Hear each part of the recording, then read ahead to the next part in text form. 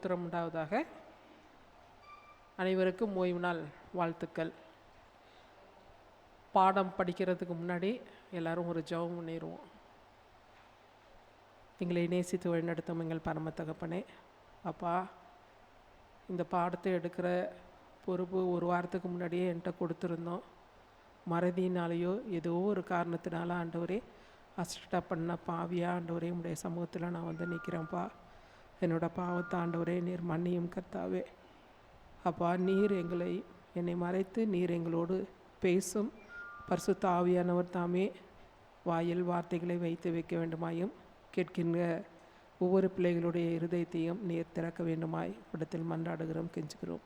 வழிநடத்தும் காத்துக்கொள்ளும் இயேசு கிறிஸ்துவின் நாமத்தின் பிதாவே, ஆமென். பெருமையும் தாழ்மையும் அப்படிங்கிற தலைப்பின் கீழே தான் நம்ம வந்து பார்க்க இருக்கிறோம். தேவனோட உறவில் வளர்கிறதுக்கு அதுக்கான காரியங்கள் நம்ம வந்து என்னென்ன ஸ்டெப்பை எடுக்கணும் அப்படிங்கிறது தான் வந்து நம்ம ஒவ்வொரு வாரமும் பார்த்துட்ருக்கோம். அதில் வந்து நம்ம ஃபஸ்ட்டு வாரம் பார்த்தோம்னா எந்த ஸ்டெப்பு அப்படின்னு சொன்னாக்கா, நான் எந்த நிலையில் ஃபஸ்ட்டு இருக்கேன் அப்படிங்கிறத வந்து நான் வந்து உணரணும்.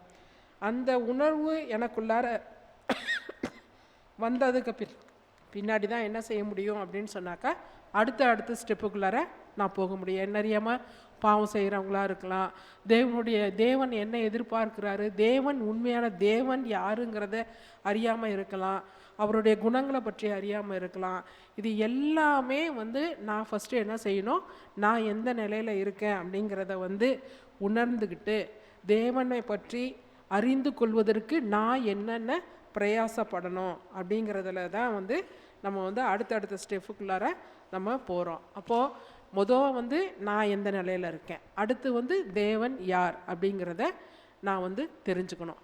அப்போது நான் அவரில் நினச்சிருந்தால் மாத்திரமே என்ன செய்ய முடியும், அந்த உறவில் நம்ம வளர முடியும். இன்றைக்கி நம்ம உலக பிரகாரமாக பார்த்தோம் அப்படின்னாக்க என்ன செய்கிறோம், நமக்கு பிடிச்சவங்களோட என்ன செய்கிறோம், டைம் அதிகமாக ஸ்பெண்ட் பண்ணுறோம் இல்லைங்களா? அதுபோல் கடவுளோட என் உறவு வளரணும்னு நான் நிஜமாலுமே ஆசைப்பட்டேன் அப்படின்னு சொன்னாக்க, நம்ம அதிக நேரம் யாரோட உறவுக்குள்ளார இருக்கணும், தேவனோட இருக்கணும். அந்த மாதிரி இருந்தாக்க மாத்திரம்தான் வந்து என்ன செய்ய முடியும், அவருடைய உறவில் வந்து நம்மளால் வளர முடியும். அந்த வரிசையில் வந்து இப்போ இன்றைக்கி என்ன பார்க்க இருக்கோம் அப்படின்னு சொன்னாக்க, பெருமையும் தாழ்மையும் அப்படிங்கிற ஒரு குணம். அப்போது என்கிட்ட அடுத்த நிலை என்ன உணரணும் அப்படின்னு சொன்னாக்க, நான் பெருமை உள்ளவளாக இருக்கிறேன்னா இல்லை தாழ்மை உள்ளவங்களாக இருக்கிறோமா அப்படிங்கிறது தான் நம்ம வந்து பார்க்க இருக்கிறோம். இப்போ உலகத்து பிரகாரமாக நம்ம பார்த்தோம்னாக்க, உலக பிரகாரமான தாளந்துகள் அநேகமாக நமக்கு கொடுக்கப்பட்டு இருக்கிறது. அந்த தாளந்துகள்னால நான் வந்து எனக்குள்ளற பெருமையை வரவழைச்சிக்கிறேனா, இல்லை இது எல்லாமே எனக்கு தேவன் தான் கொடுத்தாரு, அப்போது அந்த தேவனுக்கு நான் நன்றி சொல்லி அவரோட உறவுல வளர்கிறதுக்கு நான் அந்த தாளந்துகளை பயன்படுத்துகிறேனா அப்படிங்கிறது தான் நம்ம வந்து பார்க்குறோம். அப்போ அதை நான் பெருமையாக நினச்சிக்கிட்டு நான் இருந்தேன் அப்படின்னு சொன்னாக்கா, அவர் வந்து என்ன செஞ்சிடறாரு, நம்மக்கிட்ட உள்ள உறவை குறைச்சிருவார். அதையே அவருக்கு நான் பயன்படுத்துகிறதா இருந்தாக்கா, இது என்னோட பலத்தினால கிடையாது, என்னோட புத்தியினால இல்லை அப்படிங்கிற மாதிரி நம்ம வந்தோம் அப்படின்னு சொன்னாக்க என்ன ஆகுது, அவரோட உறவுக்குள்ளார வளருவோம் அப்படின்னு தான் சொல்லி பார்க்குறோம். அப்போது நம்ம வேதாகமத்தில் வந்து பெருமையாக இருந்தவங்களுடைய நிலைமை என்னாச்சு, தாழ்மையாக இருந்தவங்களுடைய நிலைமை வந்து என்னவா இருந்துச்சு அப்படிங்கிறத குறித்து தான் வந்து நம்ம என்ன செய்ய போகிறோம், இந்த நாளிலும் வந்து பார்க்க போகிறோம். சரிங்களா? அப்போது அகந்தையின் பிடிவாத குணம் அப்படிங்கிற ஒரு தலைப்பின் கீழே வந்து இங்கே வந்து கொடுத்துருக்குறாங்க. இந்த பெருமை குணம் அப்படிங்கிற குணம் வந்து முத எங்கே வந்துச்சு, யாருக்கிட்ட வந்துச்சு, பரலோகத்திலே வந்துருச்சு. இது வந்து மனுஷங்களுக்குள்ளார தான் வந்துச்சா அப்படின்னு சொன்னாக்க இல்லை, எங்கே வந்துருச்சு, பரலோகத்திலேயே வந்துருச்சு. அதனால் என்ன ஆச்சு, அங்கே பரலோகத்தில்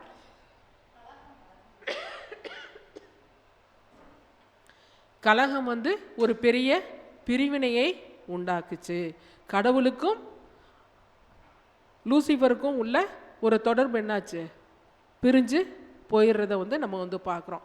அப்போ லூசிஃபரை வந்து கடவுள் எந்த நிலையில் வச்சுருந்தாரு, யாரோட சாயலோட, அதாவது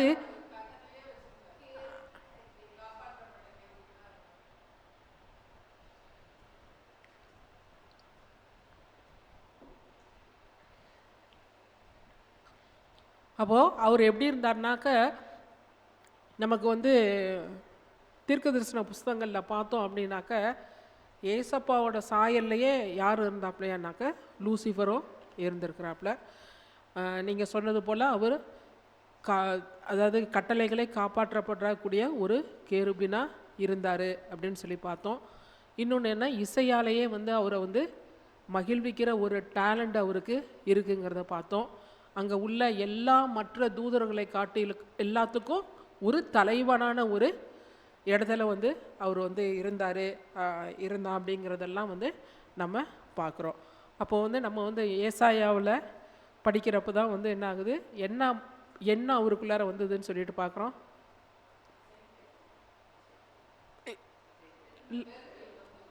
என்ன பெருமை வந்துச்சு, அப்புறம் அந்த இதுதான். இந்த தாளந்துகள் எல்லாமே அவனுக்குள்ளார என்ன மாதிரியான பெருமையை கொண்டு வந்துச்சு அப்படின்னு சொன்னாக்க, நான் வந்து கடவுளுக்கு மேலே என்னுடைய ஆராதனை கூடத்தை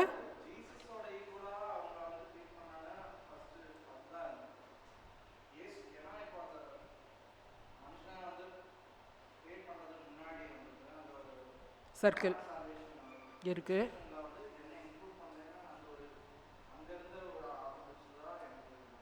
ஆமாம் ஆமாம்,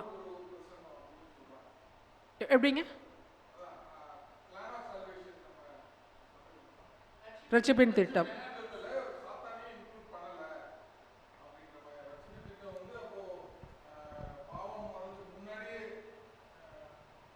போடப்பட்டிருக்கு. அதை தான் நம்ம வந்து இதில் புரிஞ்சுக்கிறோம். அந்த இதில் வந்து அந்த உருவ அமைப்பில் வந்து ரிசம்லன்ஸ் யாரை போல் இருக்கிறான், இயேசு கிறிஸ்துவ போல் இருக்கான். அப்போது வந்து எனக்கும் எல்லா தகுதியுமே இருக்குது, எல்லா தகுதியுமே நான் வந்து தலைவனாக இருக்கேன், எல்லா காரியங்களையும் பார்த்துக்கிறேன், எல்லாமே நடத்திக்கிட்டு இருக்கேன். ஆனாக்கா அவரை மட்டும் ஏன் அனுப்புகிறீங்க, அவர் மட்டும் சேர்த்துக்கிறீங்க, சேர்க்கலை எங்களை அப்படிங்கிற மாதிரி எண்ணங்கள் வருது. பிரதர் சொன்ன மாதிரி அதில் தான் வந்து என்ன ஆகுது, ஸ்டார்ட் ஆகுது. அதுக்கு பின்னாடி அந்த எண்ணம் என்னவா போகுது, என்னையும் தொழுது கொள்ள வேண்டும். ஏன்னா இயேசு கிறிஸ்துவை எல்லா தூதர்களும் தொழுது கொள்ளணுங்கிறது வந்து பிதாவுடைய ஒரு இதுவாக இருக்குது.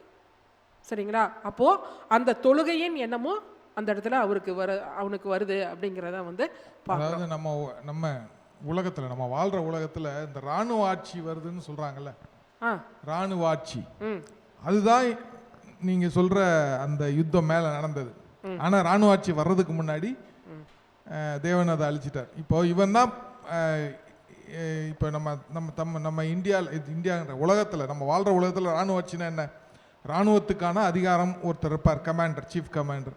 அவர் போய் அந்த நாட்டினுடைய அரசனை சிறைப்பிடிச்சிட்டு இவர் அரசனாக வாழ்ந்து நாட்டை கண்ட்ரோல் பண்ணி தான் இராணுவ ஆட்சி.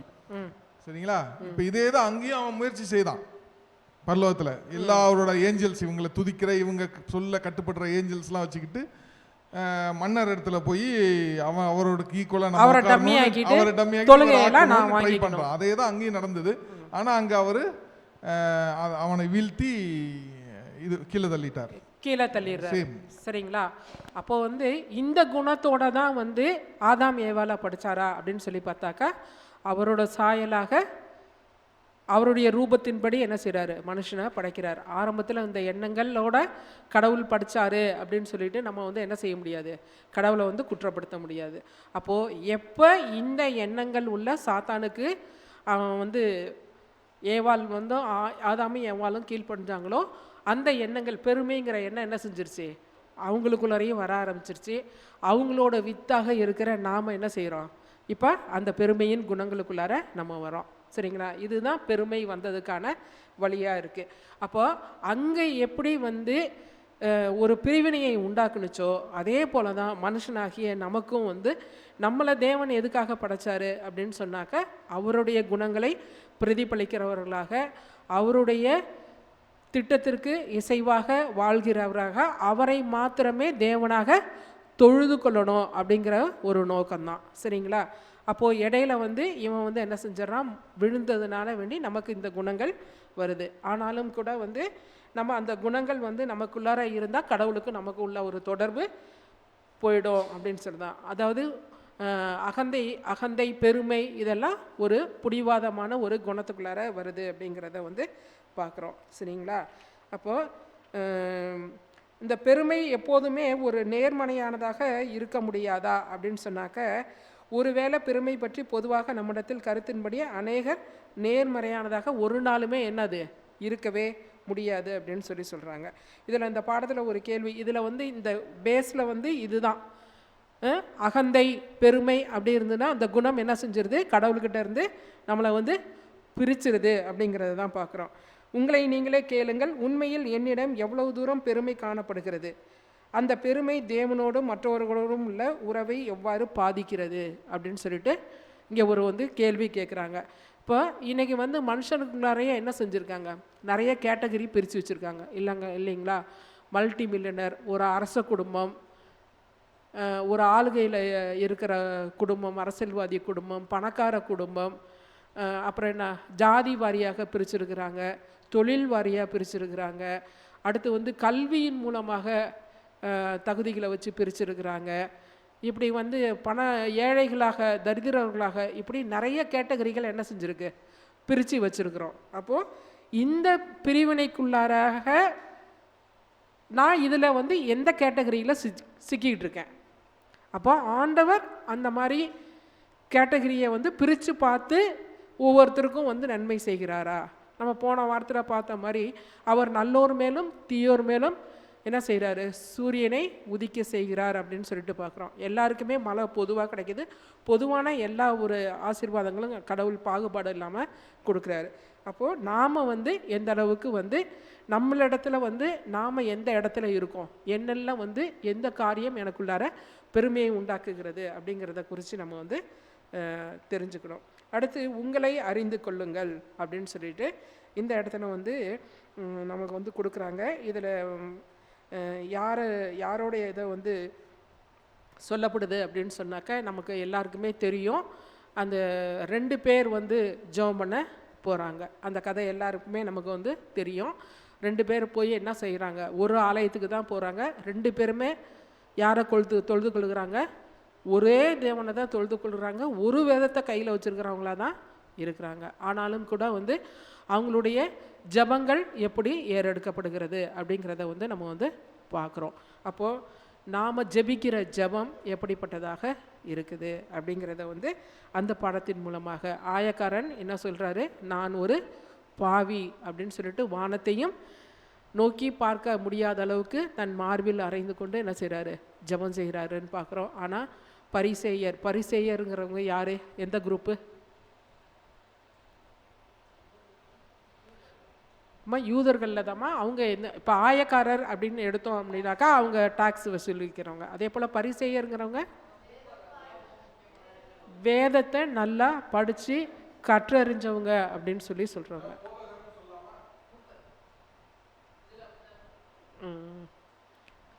அப்போது இப்போ ஊழியக்காரவங்க மூப்பர் எல்லாருமே கற்றறிந்தவர்களில் தானே தேர்ந்தெடுக்கணும், அந்த குணநலங்கள் உள்ளவங்களில் தானே தேர்ந்தெடுக்கணும்னு பவுல் நமக்கு வந்து சொல்லித்தராரு. சரிங்களா? அப்போது அந்த மாதிரி வந்து அவங்க வந்து கற்றறிந்த அந்த வேதம் தெரிஞ்ச நல்ல ஒரு பரிசெயரை என்ன போய் ஜெபம் பண்ணுறாரு அப்படின்னாக்க, நான் வாரம் 2 தடவை உபவாசிக்கிறேன், நான் வந்து என்ன செய்கிறேன், வேதம் நல்லா படிக்கிறேன், தான தர்மம் செய்கிறேன் அப்படின்னு சொல்லிட்டு இப்படியே வந்து ஒரு ஜபத்தை வந்து ஏறெடுக்கிறாரு. அப்போது இந்த மாதிரியான ஜபங்கள் நம்மிடத்தில் காணப்படுகிறதா?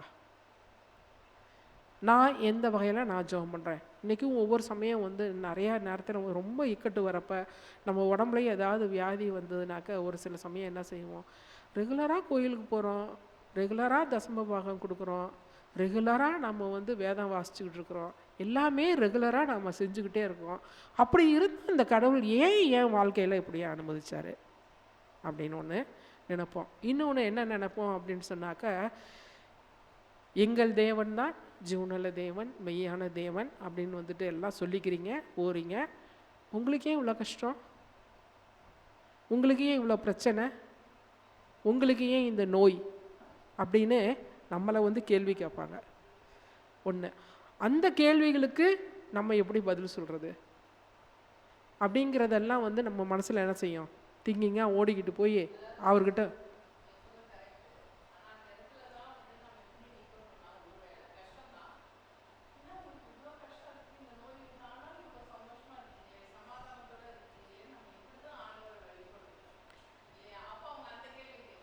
ஆமாம். ஒரு சிலவங்க கேட்குறாங்க, அந்த இடத்துல கேட்குறவங்க இடத்துல வந்து நம்ம மனசு வந்து சோர்ந்து போகிற சூழ்நிலைகளும் வருது.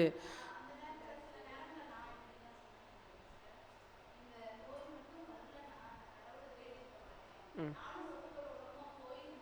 ம்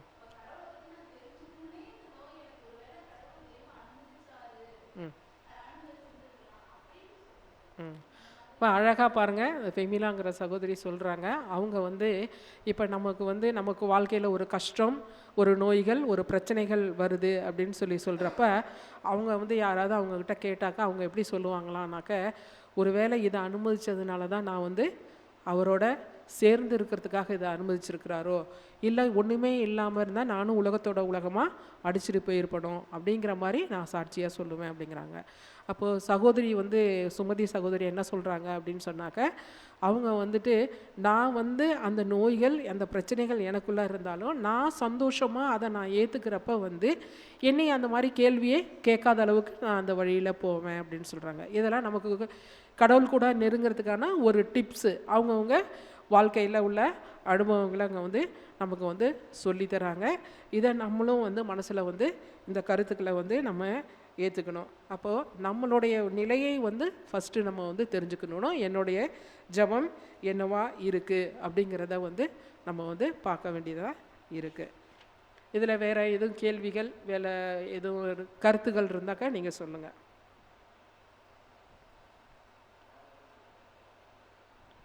இல்லை, சரி. அடுத்து வந்து மோசே அப்படிங்கிறவருடைய வாழ்க்கையை குறித்து நம்ம வந்து பார்க்குறோம். மோசையோட வாழ்க்கையும் என்ன தெரியும், எல்லாருக்குமே எல்லாமே நமக்கு வந்து தெரிஞ்சது தான்.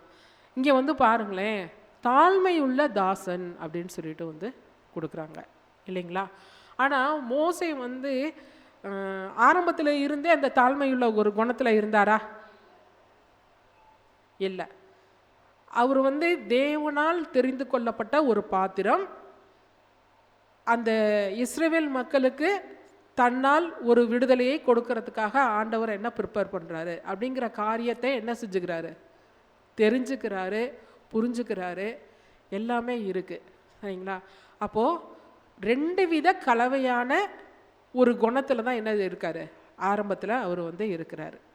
இங்கே வந்து 12 வயசு வரைக்கும் எவ்வளவுக்கு போதிக்கணுமோ அவ்வளவுக்கு போதனையே வந்து என்ன செஞ்சுருக்காங்க, அவங்க அம்மா வந்து சத்தியத்தை கற்றுக் கொடுத்துருக்காங்க.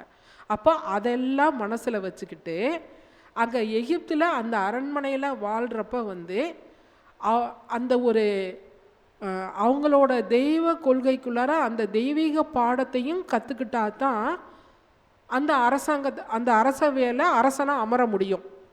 அப்படிங்கிற ஒரு சூழ்நிலை வர்றப்ப கூட அவர் என்ன செய்கிறாரு, நான் அதை வந்து கற்றுக்கலை, அந்த ஆசாரியர்களோட வந்து வாது பண்ணுறாரு, இல்லை இது உண்மையான தெய்வம் இல்லை அப்படிங்கிற மாதிரிலாம் பேசுகிறாரு. அப்படிங்கிற மாதிரிலாம் வந்து நம்ம வந்து பார்க்குறோம்.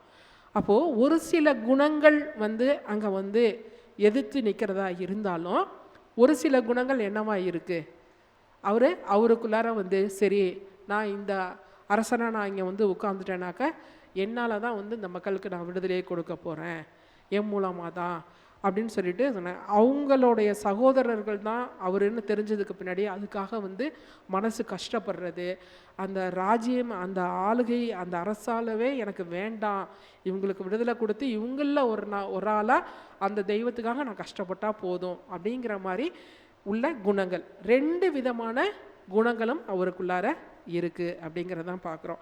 ஆனாக்க அப்படியே இந்த 2 விதமான குணங்களில் இருந்தாலும் அவரால் வந்து ஜெயிக்க முடிஞ்சிச்சா, அவர் நினச்ச காரியத்தை வந்து சாதிக்க முடிஞ்சிச்சா? 50-50 இருக்குது இல்லைங்களா? இன்றைக்கி வந்து டீச்சருங்க போடுவாங்க ஒரு கிரேஸ் மார்க் போட்டு, எப்படியாவது இந்த வருஷத்தில் இவனை தூக்கி அடுத்ததில் போட்டால் போதும் அப்படின்னு சொல்லிட்டு கிரேஸ் மார்க் போடுவாங்க. ஒரு சில பிள்ளைங்க வந்து நிஜமாலுமே 50 வந்து எடுத்திருப்பாங்க. அப்போது அதெல்லாம் இங்கே நம்ம உலக பிரகாரமாக வந்து தூக்கி போடுற மாதிரி கடவுள் அங்கே தூக்கி போட்டாரா? சரிடா இந்த குணம்லாம் இருக்குடா, பரவாயில்லடா, பரவாயில்ல, சரி என்ன இப்போ ஒரு 2 பேரை தானே கொன்னேன், பார்த்துக்கலாம் அப்படின்னு சொல்லிட்டு அங்கே நிற்க வச்சாரா? அடி வந்து என்ன செய்யுது, செமையாக விழறதை நம்ம வந்து அவரோட வாழ்க்கையில் பார்க்குறோம். அப்போது வந்து தேவன் வந்து அவர் நினைக்கிற அந்த தாழ்மையான குணம் என்னிடத்துல வர வரைக்கும் அவர் என்ன செய்கிறாரு, என்னை வந்து புடம் போட்டுக்கிட்டே இருக்கிறார். மோசையை வந்து அங்கே இருந்து கற்றுக்க கொடுக்குற பாடத்தை வந்து சரியாக புரிஞ்சு கொள்ளாததுனால வேண்டி என்ன செய்கிறாரு, கொண்டு வந்து வனாந்தரத்தில் போடுறாரு. அப்போது நம்மளோட வாழ்க்கையிலும் போன பாடத்தில் பார்த்த மாதிரி உபத்திரவங்கள், பிரச்சனைகள், கஷ்டங்கள் வருது அப்படின்னாக்க அது ஆண்டவரை நம்ம நெருங்கிறதுக்கு தான் அப்படின்னு சொல்லிட்டு பார்க்குறோம். அப்போது ஒரு தலைமைத்துவத்தில் இருக்கணும் அப்படின்னு சொன்னாக்கா அதற்கான குணம் முதல்ல எது, தாழ்மையான குணம் அப்படிங்கிறதா வந்து நம்ம வந்து இந்த பாடத்தில் வந்து நம்ம வந்து புரிஞ்சுக்கிற ஒரு கருத்தாக இருக்குது. அப்போது நம்ம வந்து உலக பிரகாரமாக போடுற மாதிரி ஆண்டவர் என்ன செய்ய மாட்டார், பாஸ் மார்க் எடுத்தாலாம் நம்மளை வந்து பரலோகத்துக்கு கூட்டிகிட்டு போக மாட்டார். அடுத்து வந்து அந்த குணம் உருவாகிற வரைக்கும் நம்மளை வந்து போட்டுக்கிட்டே இருப்பார். அதை போடுற நாளையில் நான் அவரோட இருக்கிறேன்னா இல்லை பிடிங்கி அடிச்சுட்டு ஓடி போயிடுறேன்னா அப்படிங்கிறதையும் நம்ம வந்து பார்க்கணும். சரிங்களா? அப்போது இது போல் வந்து நம்மளோட வாழ்க்கையில் இன்னமும் வந்து மோசையை போல் வந்து அந்த ஆரம்ப நாட்களில் இருந்த அந்த குணத்துக்குள்ளாரையே நான் இன்னமும் தொடர்ந்து வந்துக்கிட்டே இருக்கிறேன்னா, இல்லை மோசேக்கு ஒரு அனுபவம் ஒரு பாதையை காட்டினதுக்கு பின்னாடி கடவுளோடு இணைஞ்சு வாழ்கிறதுக்காக அந்த குணங்களுக்குள்ளார வளர்கிறதுக்கு தன்னை ஒப்பு கொடுத்தது போல் இப்போ வந்து என்னோடய வாழ்க்கையை நான் வந்து ஒப்பு கொடுத்து வந்துட்டுருக்கிறேனா அப்படிங்கிறத வந்து நம்ம வந்து பார்க்க வேண்டியது இருக்குது. நம்ம வந்து அதுக்கு ஒப்பு கொடுக்கல அப்படின்னு சொன்னாக்கா என்ன செய்ய முடியாது, மோசையை பின்னாட்களில் வந்து பயன்படுத்தினது போல் நம்மளையும் என்ன செய்ய முடியாது, எந்த ஒரு ஊழிய களத்திலும் தேவன் நம்மளை வந்து பயன்படுத்த முடியாது அப்படிங்கிறத வந்து நம்ம வந்து இந்த இதில் புரிஞ்சுக்கலாம். இதில் உங்கள் கருத்துக்கள் வேறு ஏதாவது இருந்ததுன்னா சொல்கிறதுனா சொல்லுங்கள். அதாவது பைபிளில் வந்து பவுலுக்கு அப்புறமா அதிக புத்தகங்களை எழுதுனது யாருன்னா மோசே தான்.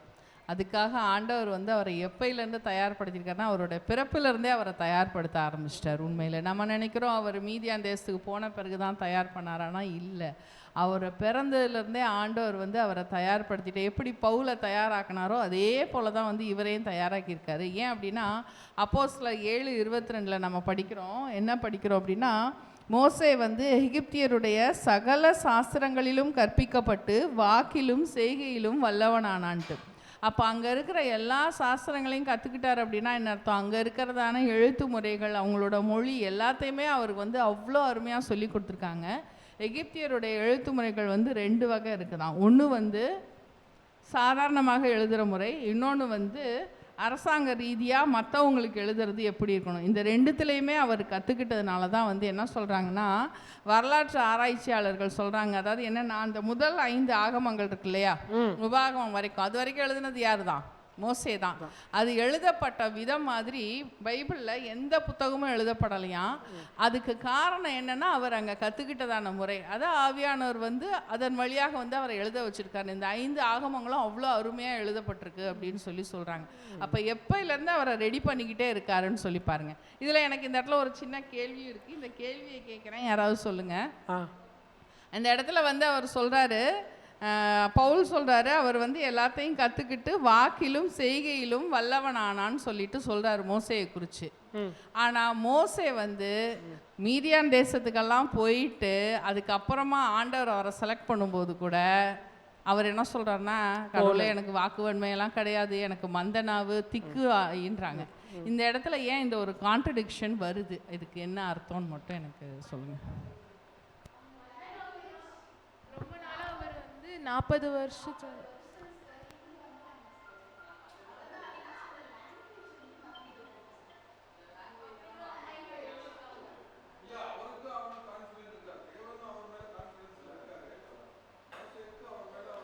அந்த மந்தன் நாவு அப்படிங்கிறதுக்கு வந்து தீர்க்க தரிசன புஸ்தகத்தில் வந்து அம்மையார் அப்படி தான் எழுதியிருக்காங்க. அந்த மொழி மறக்கப்பட்டதுனால வேண்டி அந்த ப்ராக்டிக்கல் நாலேஜ் வந்து இதாகுது. அப்புறம் திரும்ப திரும்ப அங்கே போகிறப்ப அதை வந்து ஒரு பிளஸ்ஸிங்காகவே கொடுத்து அந்த புக்கை நீங்கள் சொல்கிற மாதிரி எழுதவும் வச்சுருக்கலாம். அதான் சொல்கிறேனே, அப்போ வந்து அந்த எல்லாமே கற்றுக்கிட்டேன் அப்படிங்கிற ஒரு நிலையில் இருக்கிறப்ப ஆண்டவரால் எடுத்து பயன்படுத்த முடிஞ்சிச்சா அப்படின்னு பார்த்தாக்கா இல்லை. ஃபுல் சரண்டர் எப்போ மோசைக்கிட்ட வரப்போ தான் வந்து அவர் வந்து வல்லமையாக பயன்படுத்துகிறாரு. அப்போது அங்கேருந்து வர்றதுக்கே எதுக்கு பயந்தார் அப்படின்னு சொன்னாக்கா அந்த மொழியை வந்து மந்தனாவுங்கிறத வந்து காரணம் காட்டுறாரு அப்படிங்கிறத பார்க்குறோம். அதுலேயும் தேர்ச்சி பெற்றவனாக வரவழைச்சி புஸ்தகத்தை எழுத வைக்கிறதுக்கு பின்னான ஆசீர்வாதங்களை வந்து அவர் கொடுக்குறாருங்கிறத வந்து நம்ம வந்து புரிஞ்சுக்கிறணும். அடுத்து வந்து மிகப்பெரிய குற்றம் அப்படின்னு சொல்லிட்டு பார்க்குறோம். இதில் அடுத்து வந்து யாரோட வாழ்க்கை இதிலெல்லாம் நம்ம பார்க்குறோம் அப்படின்னு சொன்னாக்க இயேசு கிறிஸ்துவோட சீடர்களிடத்தில் வந்து அந்த குணங்கள் வந்து எப்படிப்பட்டதாக இருந்தது அப்படிங்கிறத வந்து நம்ம வந்து பார்க்குறோம். மோசேக்கு அவரும் வந்து கலவையாக இருந்து தன் பின்னாட்களில் வந்து வராங்க அப்படின்னு சொல்லிட்டு பார்க்குறோம். ஆனாலும் கூட இந்த இதில் வந்துட்டு இயேசு கிறிஸ்துவோட 12 சீடர்களையும் நம்ம வந்து இந்த இடத்துல வந்து எடுத்து காட்டுறாங்க. அந்த 3 வருஷம் வந்து ரொம்ப நெருக்கத்தில் வந்து யார் இருக்கிறாங்கனாக்கா இந்த 12 சீடர்களும் இருக்கிறாங்க அப்படின்னு சொல்லிட்டு நம்ம வந்து பார்க்குறோம். இப்போ நம்ம உலக பிரகாரமாகவே நம்ம பார்த்தோம் அப்படின்னாக்கா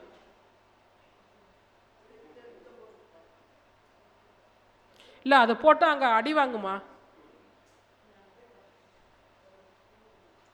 நீ சுற்றி விட்டுருப்பாங்க, நீ இந்த பக்கம் அங்கே திருப்பி விட்டுரு.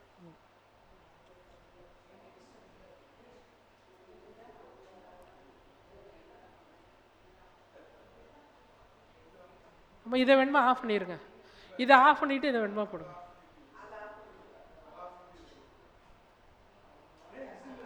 இங்கேடா தம்பி,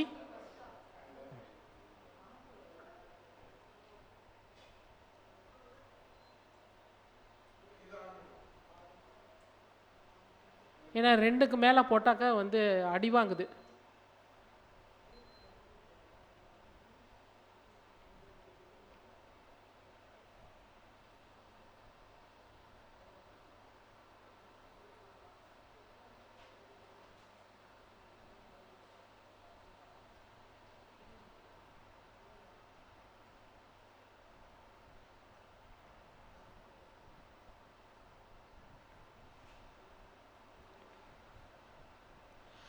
இந்த இதில் வந்து 12 சீடர்களுடைய ஒரு குணத்தை இங்கே வந்து சொல்கிறாங்க.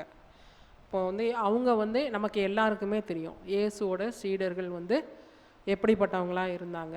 எல்லா இடத்துல இருந்தும் ஆட்கள் வராங்க. ஆயக்காரிலேருந்து வராங்க, மருத்துவர்லேருந்து வராங்க, கல்வெறிவு இல்லாத மீனவர்கள்லேருந்து வராங்க. எல்லா குரூப்பில் இருந்து என்ன செஞ்சுருக்கிறாரு, அவர் வந்து ஆட்களை வந்து செலக்ட் பண்ணியிருக்கிறாரு அப்படின்னு சொல்லிட்டு பார்க்குறோம்.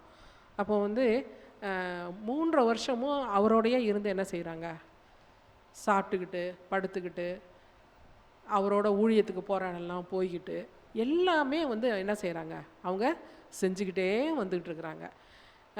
ஆனாக்களும் கூட ஏசப்பா கிட்ட இருக்கிற குணங்கள் அவர்களிடத்தில் காணப்பட்டதா அப்படின்னு சொல்லி பார்த்தோம்னா அது ஒரு பெரிய கேள்விக்குறியாக தான் இருக்குது இல்லைங்களா. இப்போ நம்ம வந்து நம்ம பிள்ளைகளில் நம்ம ஃபேமிலியிலே எடுத்துக்கோமே, ஒரு வீட்டில் பேரண்ட்ஸு பிள்ளைங்க இருக்காங்க அப்படின்னாக்க அவங்க வந்து என்ன செய்வாங்க, யாரை ஜாஸ்தி நத்தி ரொம்ப நேசித்து போயிட்டுருக்காங்களோ அவங்களோட குணங்களை அந்த ஜீன்லேயே ஒரு சிலது இருந்தாலும் அவங்க கூட இருக்க என்ன செய்யும் அப்படின்னு சொன்னாக்கா அவங்களுடைய குணங்களை என்ன செய்வாங்க, பிரதிபலிக்கிறவங்களா மாறுவாங்க. சாதாரணமாகவே என்ன சொல்லுவோம் நம்ம, சவகாசம் சரியாக இல்லை அப்படின்னு சொன்னாக்கா நீயும் அந்த மாதிரி தான் போய் உழுவ. அதனால் நம்ம பிள்ளைங்களை என்ன சொல்கிறோம், அங்கே போகாத, இங்கே போகாத, அவங்களோட பேசாத, அந்த வீட்டுக்கு போகாத, அந்த புத்தியே உனக்கு வந்துடும், அவங்க பேசுகிற மாதிரி பேசுவ அப்படின்னு சொல்லிட்டு நம்ம எல்லாமே வந்து சொல்லுவோம். அப்போது இந்த இடத்துல வந்து ஏசப்பா கூடயே வந்து அவங்க இருந்த வரைக்கும் அவங்களுடைய குணங்கள் மாறி வந்ததா அப்படின்னு சொல்லி பார்த்தோம்னா கேள்விக்குறி தான், இல்லைங்களா? அப்போது அவங்க வந்து அவரை பார்த்த கண்ணோட்டம் எப்படி அப்படின்னு சொல்லி நமக்கு எல்லாருக்குமே தெரியும். அவங்க ஒவ்வொருத்தரும் என்ன செய்கிறாங்க, அந்த காலத்தில் வந்து ரோம ராஜ்யத்துக்கு அடிமைத்தன ஒரு வாழ்க்கையில் தான் யார் இருக்கிறாங்க, யூதர்கள் இருந்தாங்க. அப்போது அவங்க இருந்து விடுதலை கிடைக்க வேண்டும், இவர் ராஜாவாக வரணும், நமக்கு ஆளுக்கு ஒரு பதவி கிடைக்கணும், அந்த பதவியில் ரொம்ப நெருக்கத்தில் இருக்கிறவங்க யாருக்கு எந்த பதவி, எப்படி நம்ம வந்து இருக்கலாம், எப்படி நம்மளுடைய உலக பிரகாரமான வாழ்க்கையை நம்ம வந்து நடத்தி சென்றுக்கலாம், அதில் நமக்கு என்ன பிரயோஜனம் இருக்கும் அப்படிங்கிற இந்த ஒரு கண்ணோட்டத்தோடு தான் என்ன செஞ்சிட்ருக்குறாங்க ஒவ்வொரு சீசர்களும் அவரோட இருந்தாங்க அப்படின்னு சொல்லிட்டு சொன்னதுனால தான் இங்கெல்லாம் வந்து பெரியவன் யார், எங்களால் நீ பெரியவனா நான் பெரியவனா அப்படின்னு சொல்லிட்டு இன்றைக்கி அரசியல்வாதி கட்சிகள்லேயும் என்ன செய்யுது, இந்த மாதிரி குணங்கள் காணப்படுதுங்கிறதையும் நம்ம வந்து பார்க்குறோம். அப்போ இது வந்து சரியா அப்படின்னு சொல்லிட்டு நமக்கு வந்து என்ன இவ்வளோ நாளாக அவங்க கூட இருந்து என்ன இவர் போய் இப்படி போய் நினைக்கிறாங்க அப்படின்னு நமக்குள்ளார ஒரு கேள்வி வருதா அப்படின்னு சொல்லிட்டு இங்கே வந்து கேட்குறாங்க. அதை வந்து நம்ம என்ன செய்வோம், அவங்க நினச்சது தப்பு அப்படிலாம் இருக்கக்கூடாது தான் அப்படின்னு சொல்லிட்டு நம்ம நினைப்போம். ஆனால் நம்ம குடும்ப சர்க்கிள்லையே வந்து அந்த மாதிரி குணங்களில் டாமினேஷன் கேரக்டர் நமக்குள்ளார வருதா அப்படிங்கிறத வந்து நம்ம என்ன செய்யணும், யோசிக்கணும். அப்போது அந்த சீடர்களில் இருந்த அந்த குணம் என்னோட வாழ்க்கையிலையும் இருக்கா என்ன, அப்படி அந்த குணம் என்னத்தை கொண்டு வந்துடுது அப்படின்னாக்கா மறைமுகமாக என்ன வந்துடுது, பெருமையையும் அகந்தையையும் கொண்டு வந்துடும். அதனால் வேண்டி நம்ம அந்த குணத்துக்குள்ளார நம்ம வந்து போகக்கூடாது. அதே போல் வந்து அவங்கள வந்து நான் நியாயம் தீர்க்கிறதுக்கு நான் ஆளும் கிடையாது, சரிங்களா? அப்போது உள்ளார்ந்த அன்போடு என்ன நோக்கம் என்ன காரியம் அப்படிங்கிறத நான் புரிஞ்சுக்கிட்டாக்க மாத்திரம்தான் என்ன செய்ய முடியும், ஏசப்பாவோட குணத்தை நம்மளால் வந்து என்ன செய்ய முடியும், பிரதிபலிக்க முடியும். அப்படி இல்லை அப்படின்னு சொல்லி சொன்னாக்க என்ன செய்ய முடியாது, அந்த குணத்தை வந்து நம்மளால் வந்து பிரதிபலிக்கவே முடியாது அப்படின்னு சொல்லிட்டு சொல்கிறாங்க. அப்போ நான் வந்து பெருமையாக என்ன ஒரு காரியத்தை நினச்சாலும் என்ன காரியத்தை வந்து நான் செஞ்சாலும் என்ன செய்யுது, அது கடவுளுடைய மனசையும் ரொம்ப புண்படுத்துகிறதா இருக்குது அப்படின்னு சொல்லிட்டு இருக்காங்க. இதோட மாத்திரமல்ல, அவங்களுக்குள்ளார ஒரு எண்ணம், அந்த எண்ணம் வர்றதுக்கான காரணம் என்ன,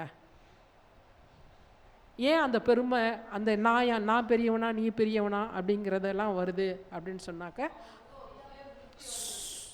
சுய திருப்தி சுய விருப்பம், அவங்கவுங்களோட சுய விருப்பத்துக்காக வேண்டித்தான் இவர் வந்து ராஜ்யத்தை அமைக்க போகிறார், இவர் ராஜாவாக அமரப்போகிறார், இவரோட 12 பேரும் ஆளுக்கு ஒரு பதவியில் உலக பிரகாரமாக உட்கார போகிறோம் அப்படிங்கிற யாருக்கு என்ன பதவி கிடைக்குதோ அதன் மூலமாக என்னுடைய வாழ்க்கை தரத்தை உலக பிரகாரமாக எப்படி நான் வந்து இது பண்ண போகிறோம் அப்படிங்கிறது தான் வந்து அங்கே வந்து ஏற்படுது. இதனால தான் அப்போது அந்த சுய விருப்பம், சுய புத்தி, சுய விருப்பம் இது எல்லாமே என்ன செய்யுது, ஆண்டவர்கிட்ட நெருங்க விடாமல் பண்ணிடுது அப்படின்னு சொல்லிட்டு நம்ம வந்து பார்க்குறோம். இந்த குணங்கள் நம்மளிடத்துல காணப்பட்டாலும் அது என்ன செய்யாது, செய்ய முடியாது. அப்போ அந்த குணங்கள் இருந்த வரைக்கும் தேவனால் வல்லமையான ஒரு ஊழியக்காரர்களாக இன்னைக்கு வேதத்தில் பொறிக்கப்பட்ட அப்போஸ்தலர்களாக அவர்களால் செயல்பட முடிஞ்சிச்சா அப்படின்னு சொல்லி பார்த்தோம் அப்படின்னு சொன்னாக்க இல்லைங்களா? பின் நாட்களில் திரும்பவும் ஏசப்பா உயிரோடு எழுந்த நாட்களில் அவர் என்ன செய்கிறாரு, அந்த 40 நாள் அளவும் மறுபடியும் வேதத்தை எங்கே 0வில் இருந்து மறுபடியும் கொண்டு வராரு இல்லைங்களா? வேதத்தில் எங்கே வந்து அந்த தீர்க்க தரிசனம் எழுதியிருக்கு, தன்னோட பிறப்பை குறித்து, பிதாவோட அந்த ரட்சிப்பின் திட்டத்தை குறித்து, ஒவ்வொருத்தரோட பங்கு என்ன, அதன் பிரகாரம் நான் எப்படி வந்தேன், நான் எப்படி வாழ்ந்தேன், இந்த கஷ்டம்லாம் யாருக்காக, இது எல்லாமே திரும்பவும் வந்து என்ன செய்கிறாரு, அங்கே வந்து கிளாஸ் எடுக்கிறாரு. ஆனாலும் கூட அவர் என்ன செய்கிறாரு, உடனே அவங்களுக்கு கொடுத்தாரா இல்லைனாக்கா பொறுமையோட காத்திருக்கணும் அப்படின்னு சொல்லிட்டு நீங்கள் தேவாலயத்தில் காத்திருங்கள் அப்படின்னு சொல்லி திரும்பவும் பரிசுத்த ஆவியானவர் வரப்போ வந்து என்ன செய்கிறாருங்க, அவங்க வல்லமையான ஊழியங்களை செய்வதற்கான பலத்தை அவங்க பெற்றுக்கொள்கிறார்கள் அப்படின்னு சொல்லிட்டு பார்க்குறோம். அப்போது அவரை நோக்கி பாருங்கள் அப்படின்னு சொல்லி சொன்னோம்னாக்கா, அப்போது இந்த குணம் வந்து யாருக்கிட்ட தான் கடைசியாக இருக்குதுன்னு சொல்லிட்டு பார்க்குறோம். ஆரம்பத்தில் இருந்தே கடைசி வரைக்கும் இல்லைங்களா. பரலோகத்தில் ஒருத்தன் இருந்தான், அவன் கொஞ்ச நாள் நல்லா இருந்தான், அதுக்கப்புறம் அந்த பெருமைங்கிற குணம் வந்துருச்சு. அடுத்து வந்து நம்ம வந்து அந்த மனுஷங்களில் பார்த்தோம்னா ஆயக்காரன் அவங்க பார்த்தோம்னா அவங்களுக்குள்ளார அந்த குணம் எப்படி வந்துச்சுன்னு பார்க்குறோம். மோசே கொஞ்சம் கலவையாக இருந்தார், அதுக்கப்புறம் மாறினாருன்னு பார்த்தோம். அதே போல் சீஷர்களும் அந்த மாற்றத்துக்கு பின்னாடி வந்ததுக்கு பின்னாடி தான் ஒரு நல்ல ஒரு இதில் இருந்து மாறி அந்த தாழ்மைங்கிற குணம், மற்றவர்களுக்காக வேண்டி நம்ம வந்து செயல்படணும் அப்படிங்கிற, மற்றவர்களுடைய நலன்களை அக்கறையாக இருக்கணும், மற்றவர்களுக்கு இந்த சத்தியம் போய் சேரணும், அதாவது தனக்கானவைகள் அல்ல பிறனுக்கானவைகளை நோக்கி பாருங்கள் அப்படிங்கிற அந்த ஒரு காரியம்லாம் வந்து அவங்களுக்குள்ளார வந்ததுக்கு பின்னாடி தான் தேவன் வல்லமையாக பயன்படுத்துகிறார் அப்படிங்கிறத பார்க்குறோம். அப்போது ஆரம்பத்தில் இருந்து அந்த ஒரு குணம் வந்து யார் ஒருத்தர்கிட்ட தான் கடைசி வரைக்கும் இருக்குங்கிறத பார்க்குறோம். அந்த தாழ்மைங்கிற குணம் யார்கிட்ட தான் இருந்தது? இயேசு கிறிஸ்துக்கிட்ட மாத்திரம்தான் அந்த வந்து குணத்தை வந்து நம்ம பார்க்குறோம். அதில் இன்றைக்கி நம்ம படித்த அந்த பிலிப்பியர் அதிகாரத்தில் நம்ம பார்க்குறப்ப வந்து அவர் என்ன செய்கிறாரு, தேவனாக இருந்தும் தன்னை ஒரு கொள்ளையாடின பொருளாக அதை நினைக்காம அடிமையின் ரூபத்தை எடுத்தார். அப்போது மனுஷனாக வாழ்ந்தப்பையும் அந்த பெருமைங்கிற குணம் வந்துச்சா? தனக்கு எல்லா வல்லமையும் இருக்குது அப்படிங்கிறதுக்காக வேண்டி எல்லாத்தையும் வந்து அழிச்சு போட்டாரா? இல்லவே இல்லை.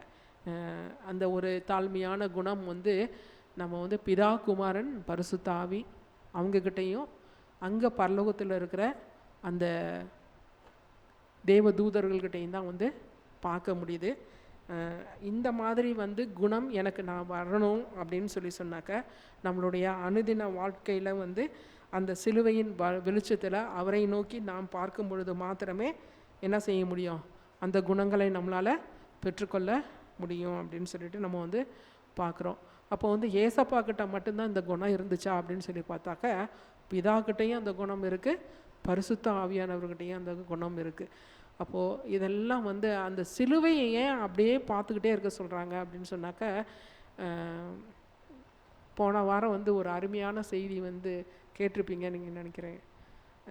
மதுரை சபையில் வந்துட்டு அந்த சிலுவை இதை பற்றி வந்து நல்ல ஒரு இதை கொடுத்துருந்தாங்க.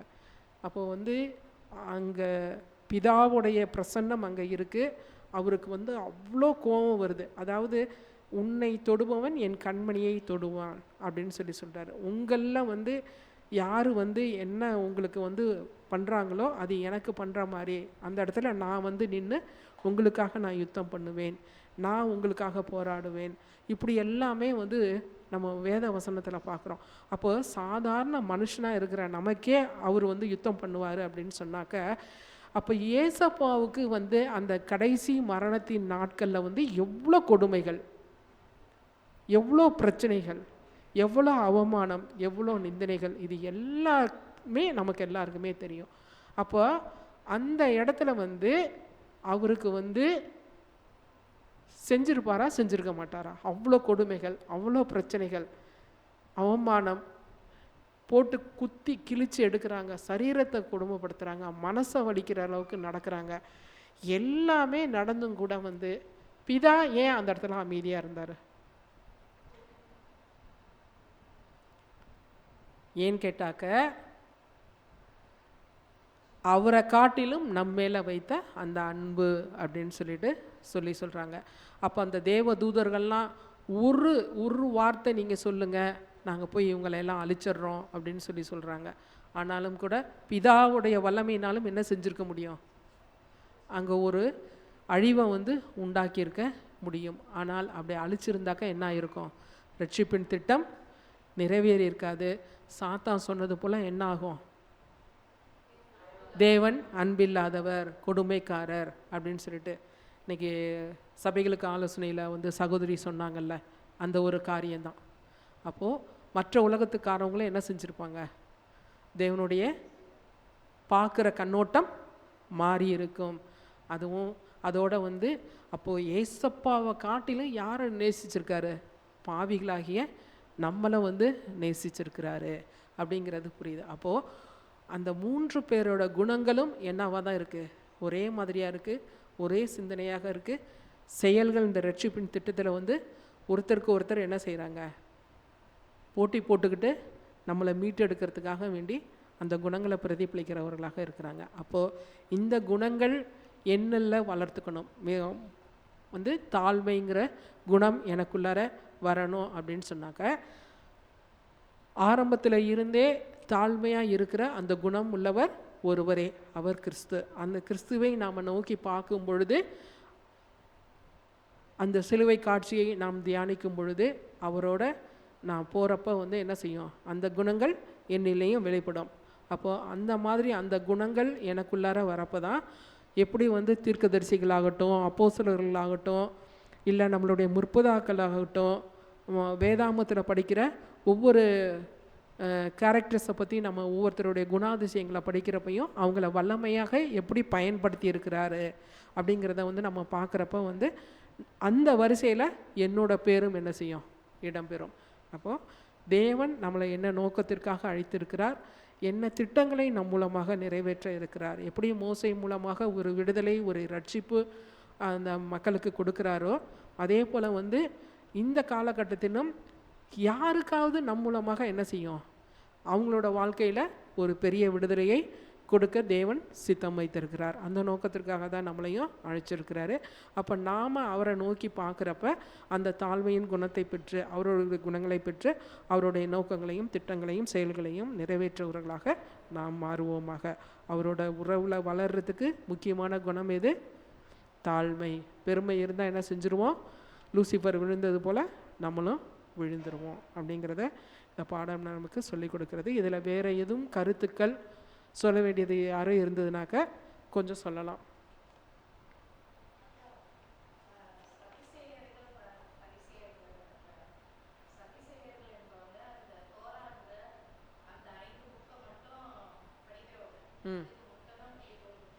ஓகே, ஆசாரியர்களாக இருப்பாங்க. அது மட்டும் இல்லை, அதிகாரப்பூர்வம் எல்லாமே அவங்ககிட்ட தான் இருக்கும், அரசாங்கமே அவங்கக்கிட்ட தான். ஓகே. இப்போ ரோம ஆட்சி நடைபெற்ற போது கூட ரோமுக்கும் யூதர்களுக்கும் பாலமாக இருந்தவங்க தான், எல்லாமே அவங்க தான்.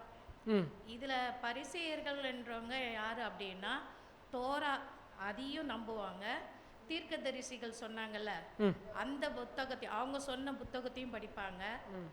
அதுக்கு மட்டும் இல்லை, அந்த உயிர்த்தெழுதல் சொல்லுவோம்ல, உயிர்த்தெழுதலை சதிசேயர்கள் நம்ப மாட்டாங்க, பரிசேயர்கள் நம்புவாங்க. இவங்களுக்கு வந்து அதிகாரம் வந்து அந்த அளவுக்கு இருக்காது, சதிசேயர்களை எதிர்த்து நிற்கிற அளவுக்கு இவங்களுக்கு அதிகாரம் கிடையாது. ஃபுல் அண்ட் ஃபுல் பணக்காரங்க, அதிகாரம் எல்லாமே சதிசேயர்கள் தான், ஆசாரியர்கள் எல்லாமே. ஆனால் பரிசேயர்கள் வந்து வேதத்தை படிக்கிறவங்க, அது மட்டும் கிடையாது, தீர்க்கதரிசிகள் சொல்லக்கூடிய எல்லா விஷயங்களையும் அவங்க பின்பற்றக்கூடிய ஒரு நபர் தான், கடவுளை பின்பற்றுறவங்க தான், வேற எதுவுமே கிடையாது. 2 குரூப்புமே கடவுளை பின்பற்றுறாங்க. அதில் வந்து சதுசேயருங்கிறவங்க வந்து என்ன செய்கிறாங்க, ஒன்லி அந்த 5 ஆகமும், அந்த 5 ஆகமும் கூட யார் தான் எழுதியிருக்கா, மோசே யார், ஒரு தீர்க்கதரிசி தான். அதில் என்ன ஒரு வித்தியாசம் இருக்குது, தீர்க்கதரிசி. இன்னொரு வார்த்தை வந்து நேற்று படித்ததில் நாங்கள் வந்து படித்தோம், எப்போவுமே வந்து நம்ம வந்து மோசே அற்புதம் செய்தார், இந்த அற்புதம் வந்து இவங்க நடத்தினாங்க அப்படிங்கிறதே வந்து நம்ம வந்து சொல்லவே கூடாது. அப்போ தேவன் அவர்கள் மூலமாக செயல்பட்டார் அப்படிங்கிற ஒரு அந்த வார்த்தைகளை வந்து நம்ம வந்து சொல்லணும். அவங்க செய்ய கிடையாது, அவங்க மூலமாக. அதாவது மோசேக்கிட்ட ஆரம்பத்தில் என்ன சொல்கிறாரு, என்னுடைய வார்த்தைகளை உன் வாயில் வைப்பேன் அப்படின்னு சொல்லி சொல்கிறாரு. அப்போ அந்த அந்த அந்த வாதைகள் இது எல்லாமே வந்து செஞ்சது யார்? அப்போது மோசே சொன்னதுனால அங்கே நடந்ததா? இல்லை. மோசே அதே போல் எலியா மூலம் அங்கே உயிர்த்தெழுதல் நடந்ததா? இல்லை, எதுவுமே இல்லை. அப்போது நாம் வந்து சொல்கிறப்போ வந்து என்ன செய்யணும், தேவன் தான் எல்லாமே செய்கிறாரு. ஒவ்வொருத்தர், அதாவது அவங்க மனத்தாழ்மையோடு அவருக்கு கீழ்ப்படிந்து நடக்கின்ற ஒவ்வொருவரையும் என்ன செய்கிறாரு, கருவியாக பயன்படுத்துகிறார் அப்படிங்கிறத வந்து நம்ம வந்து அதை வந்து புரிஞ்சுக்கணும். அப்போது சொல்லு. மந்தவாயின்னு சொன்னாங்கள்ல, சுமதி அவங்க சொன்னதா ரைட்டு. எப்படின்னா நிறைய வருடங்கள் அவர் வந்து அந்த மொழியை பேசவே இல்லை. உதாரணத்துக்கு இங்கே வந்து ரோவர் ஐயாவே ஒரு எடுத்துக்காட்டு தான். ரோவர் ஐயாவுக்கு வந்து இங்கே வந்து எல்லாமே சுவிசேஷம் பண்ணார், பிள்ளைங்களை படிக்க வச்சார், எல்லாம் பண்ணார். லாஸ்ட் காலகட்டத்தில் அவருக்கு வந்து புற்றுநோய் வருது. அப்போ கேன்சர் வரும்போது அவருடைய சொந்த ஊருக்கு ஜெர்மனிக்கு போகிறாரு. அப்போ ஜெர்மனியில் கேட்குறாங்க, லாஸ்ட் இறுதி உங்களுடைய ஆசை என்ன அப்படின்னு கேட்கும்போது அவங்க கேட்குறது அந்த ஜெர்மனி மொழியில் கேட்குறாங்க. அப்போ அவங்க கேட்குறத அவருக்கு சுத்தமாக புரியல. சுத்தமாக அவர் என்ன பண்ணிட்டாரு, ஜெர்மனி மொழியே மறந்துட்டார். நம்ம நினைக்கலாம் தாய்மொழி எப்படி மறக்கலான்ட்டு, நிறைய பேர் மனசில் அப்படி இருக்கலாம். ஆனால் உதாரணத்துக்கு இங்கே வாழ்ந்தவரே ஒரு எடுத்துக்காட்டாக இருந்திருக்காரு. அப்போ மந்தவாய் என்றது அவருடைய அந்த எகிப்தில் இருந்த மொழி அவருக்கு மறக்கப்படுது. ஆமாம், அதுதான் அம்மையாரும் எழுதியிருக்காங்க. இன்றைக்குமே ப்ராக்டிக்கல் லைஃப்பில் நம்ம பார்த்தோம் அப்படின்னாக்க தமிழ் பேசுகிறது ஒரு மாதிரி இருக்கும், இங்கிலீஷ் பேசுகிறது ஒரு மாதிரி இருக்கும். ஆனால் நடைமுறையில்ங்கிறதப்போ வந்து வித்தியாசங்கள் நமக்கு நிறையா இருக்கும். அதையே வந்து நம்ம வந்து பேசிக்கிட்டே இருந்தாக்க தான் நம்மளால் என்ன செய்ய முடியும், தொடர்ந்து பேசிகிட்டு இருக்க முடியும். இல்லை அப்படின்னு சொன்னாக்கா அந்த மொழியில் நமக்கும் வந்து ஒரு தடுமாற்றம், அந்த தடுமாற்றம் தான் மோசேக்கு இருந்ததுங்கிறதையும் சகோதரி சொல்கிறாங்க. இதில் வேறு எதுவும் சொல்ல வேண்டியது இருந்ததுன்னா சொல்லுங்கள், இல்லைன்னா பாடத்தை முடிச்சிடலாம். நல்ல வாய்ப்பை கொடுத்த தேவனுக்கும் சபையாருக்கும் நன்றியை தெரிவித்துக் கொள்கிறேன். ஆமென்.